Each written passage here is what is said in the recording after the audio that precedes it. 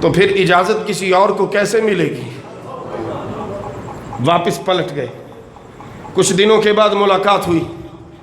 کہا بھتیجے آپ تشریف نہیں لاتے؟ عرض کی چچا جان حاضر ہوا تھا. پھر ملاقات کیوں نہیں ہوئی؟ عرض کی چچا میں دروازے پہ پہنچا, میں نے دیکھا عبداللہ ابن عمر کھڑے ہیں, تو میں نے سوچا جب عبداللہ ابن عمر کو ابھی اندر جانے کی اجازت نہیں تو میں حسین بھی یہیں سے لوٹ جاتا ہوں. اے فاروقی کہلوانے والوں سنو فاروق اعظم کا عقیدہ. میرے فاروق فرمانے لگے حسین تو نے کب سے اپنے آپ کو عبداللہ ابن عمر کے مقابلے پہ کھڑا کرنا شروع کر دیا ہے؟ عبداللہ ابن عمر عمر کا بیٹا ہے اور حسین تو میرے رسول کا بیٹا.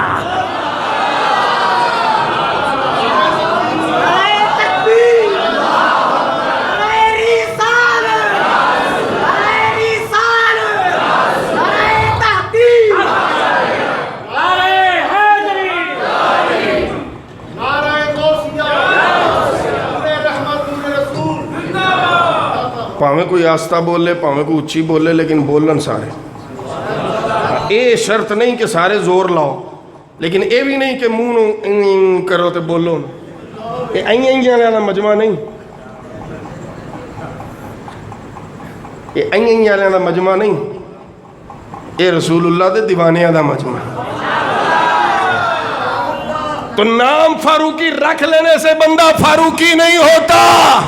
کام فاروقی کرو, قیامت تک دنیا فاروقی کہے گی اور مانے گی. جیسے میرے ممتاز کو دنیا فاروقی ماننے اور کہنے پہ مجبور ہو گئی ہے.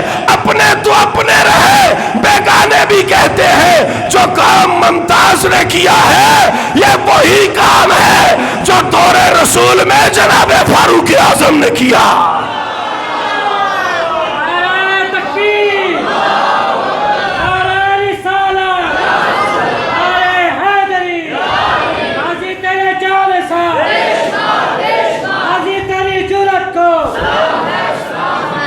آج کل عجیب کام ہو رہا ہے.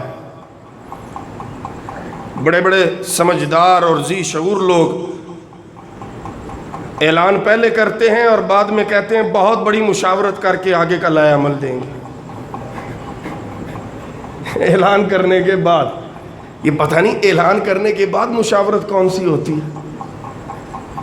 مشاورت تو اعلان سے پہلے ہوتی ہے. کاش ہم اس بات کو سمجھ جاتے تو آج اہل سنت یوں بکھرے بکھرے نظر نہ آتے. ہر کوئی آج غازی صاحب کا نام لے کے کسی کو غدار کہتا ہے, کسی کو کچھ کہتا ہے, کسی کو کچھ کہتا ہے. ارے بھائی, ملک ممتاز حسین قادری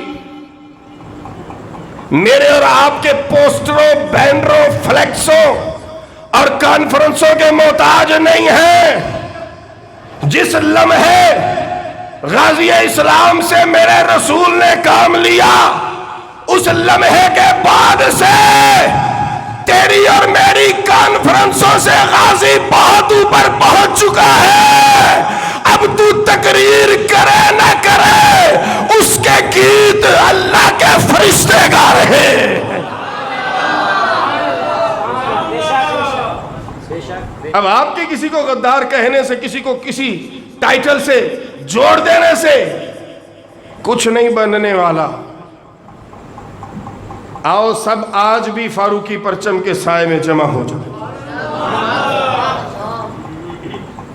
آؤ آج بھی اپنے کردار کو فاروقی بنا لو. نعرہ تکبیر, نعرہ رسالت, نعرہ رسالت. علماء اہل سنت.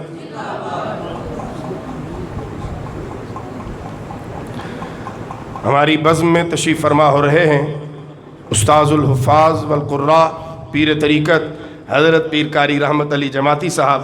میں آپ کو خوش آمدید عرض کرتا ہوں. السلام علیکم. تشریف رکھیں احباب، ان بزرگ علماء کی زیارت بھی فرمائیں اور عنقریب انشاءاللہ ہمارے اور بزرگ احباب بھی تشریف فرما ہوں گے، اسٹیج کی زینت بنیں گے۔ تو میں عرض کر رہا ہوں، اپنے کردار کو فاروقی بنائیے، لکھوائیے نہیں اپنے آپ کو، نعرے نہ لگوائیے اپنے آپ کو جو مرضی لکھوا لے بندہ۔ مجھے بھی آج سے 8-10 سال پہلے ہمارے ایک بزرگ ہوتے تھے، فوت ہو گئے، اللہ جنت میں جگہ دے، ہمارے علاقے کی بڑی مشہور شخصیت تھی۔ مجھے کہنے لگے اشتہاراں دے پیسے توں خرچتے پورے لاہور تیریاں محفلہ میں کروانا، بڑے بڑے تیرے نام دوں گا اشتہار پہ، اور تیرے جیسا خطیب کوئی نہیں، میں کہ اسی ماڑے بندے ہیں، سانو ماڑے ہی رہن دیں۔ یہ یعنی اپنے پیسوں سے جو مرضی بندہ لکھوا لے اپنے آپ کو، مجدد دین و ملت لکھوا لو، چاہے کو 4 گالاں کڈن گے، 2 کہن گے نہیں یار بندے دی شکل تے آئے ہوئے۔ تو یہ کام نہ کیجیے، کردار کے فاروقی بنیے۔ تو میں عرض کر رہا ہوں کہ آج ہر کوئی اپنے آپ کو فاروقی کہتا ہے، تو فاروقی کہنے سے بات نہیں بنے گی۔ نعرہ تکبیر، نعرہ رسالت۔ میں نے عرض کیا تھا ہمارے بزرگ اساتذہ تشریف لاتے جائیں گے، آپ احباب شایان شان استقبال کیجئے۔ قبلہ مفتی اعظم تشریف فرما ہو رہے ہیں۔ نعرہ تکبیر، نعرہ رسالت، نعرہ رسالت۔ یادگار اسلاف استاذ الاساتذہ شیخ الحدیث و تفسیر حضرت قبلہ مفتی محمد گل احمد عتیقی صاحب، آپ سٹیج کی زینت بنیں، تشریف فرما ہوں اور قبلہ کی زیارت سے مستفید تشریف رکھیں احباب۔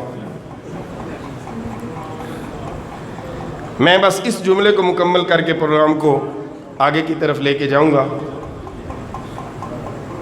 نام سے نہیں ہوگا کام، عقیدہ اپنانا پڑے گا جناب فاروق اعظم کا۔ اور عقیدہ کہاں ہے، کس جماعت کے پاس ہے، کس سٹیج اور کس طبقہ فکر میں آج فاروق اعظم رضی اللہ تعالیٰ عنہ کا عقیدہ ہمیں ملتا ہے؟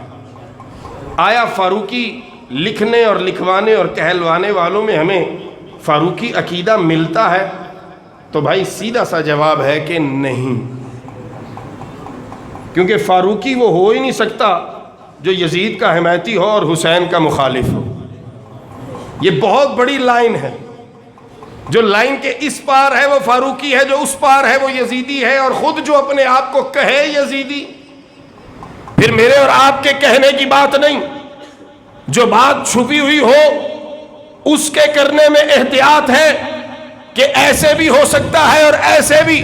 لیکن اگر کوئی اپنے منہ سے کہے کہ یزید کا میں آج ناجائز وارث اور ناجائز اولاد ہوں، تو پھر وہاں کسی تحقیق اور ریسرچ کی ضرورت نہیں رہتی۔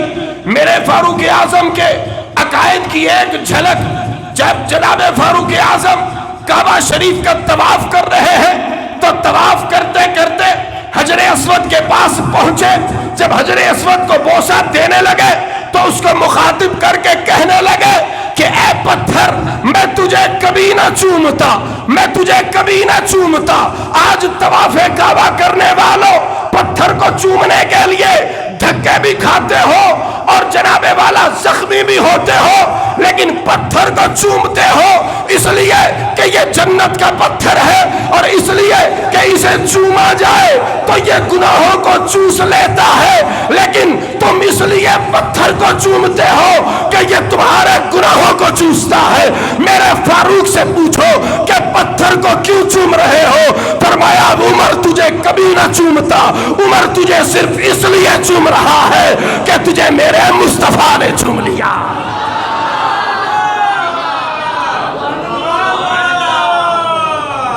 عمر تجھے کبھی نہ چومتا، عمر تجھے، بولو تو صحیح، ہاں تسی بھی ڈرے بیٹھے ہو لگتا۔ وہ کہتے ہیں نا چومتے ہیں جی، یہ چومتے بڑا ہے۔ میں نے کہا اپنی اپنی قسمت کی بات ہے بھائی، تو اپنی اولاد نو چوم چوم ساری زندگی رول جانا ہے، تو اپنی اولاد نو چوم چوم ساری زندگی رول جانا ہے، اسی تے رب دا شکر ادا کردے ہیں کہ رب نے سانو اولاد دے نال نال محبوب دا نا چومن والا بھی بنایا. تو اپنے بیٹے کے بوسے لیتے لیتے نہیں تھکتا. کیوں کہتا ہے یہ محبت کا اظہار ہے؟ میں نے کہا اگر تو اپنے بیٹے کو چومے تو یہ تیری محبت کا اظہار ہے، اور ہم رسول اللہ کے نام کو چومے یہ ہماری غلامی کا اظہار ہے.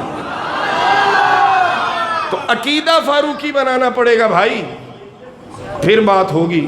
میں انہی الفاظ کے ساتھ درخواست گزار ہونے جا رہا ہوں سید خلیل حیدر شاہ صاحب سے کہ وہ تشریف لائیں اور کریم آقا صلی اللہ تعالی علیہ وسلم کی خدمت عالیہ